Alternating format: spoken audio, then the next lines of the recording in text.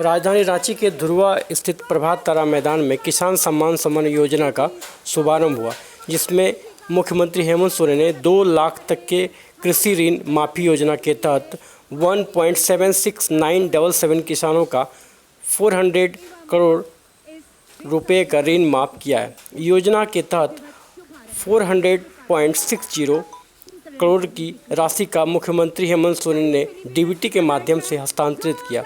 मौके पर मुख्यमंत्री ने झारखंड के दूध उत्पादकों को दूध उत्पादन के लिए प्रति लीटर 2 रुपये प्रोत्साहन राशि को बढ़ाकर 5 रुपये प्रति लीटर करने की योजना का भी शुभारंभ किया। वहीं बीजेपी पर तंज कसते हुए कहा कि ये लोग किसानों को पूंजीपतियों के हाथ बेचने जा रहे थे, मगर किसान 1 साल आंदोलन करके 3 कृषि कानून को वापस कराया। इनके पास एमएसपी देने का पैसा नहीं है, मगर इनके पास पूंजीपतियों का लोन माफ करने का पैसा है। ये लोग किसान विरोधी हैं, इनसे बच के रहना चाहिए। सरकार का है संकल्प, अब हुआ आभार हेमंत सरकार। हम लोगों का किसानों के प्रति यह प्रतिबद्धता महागठबंधन सरकार की साबित हो पाई है।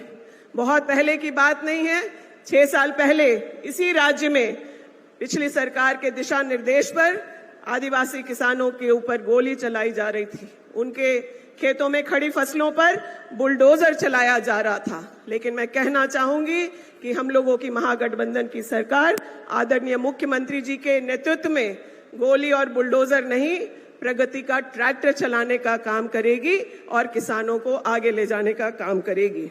एक तरफ महागठबंधन की सरकार है जो किसानों के प्रतिबद्धता के लिए काम कर रही है, और यहीं इस देश में किसानों के लिए 3 काले कानून लाए गए।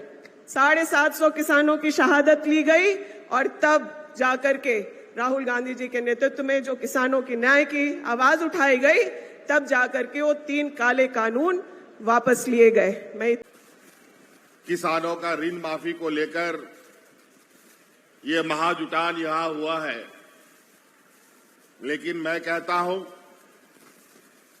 ये ऋण माफी जुटान नहीं है, बल्कि ये किसानों का सम्मान महाजुटान है। हमारे किसानों का बैंक खेत होता है और किसानों का एटीएम कार्ड उसका खलियान होता है। यही संपत्ति है हमारे किसानों की।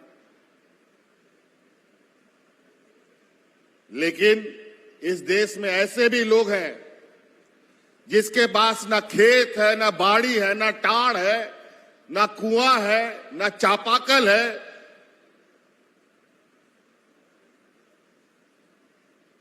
ना पटाने का कोई मशीन है, ना ट्रैक्टर है, लेकिन आज उस पूंजीपति लोगों के पास बोरा भर भर करके बैंकों में पैसा जमा पड़ा है।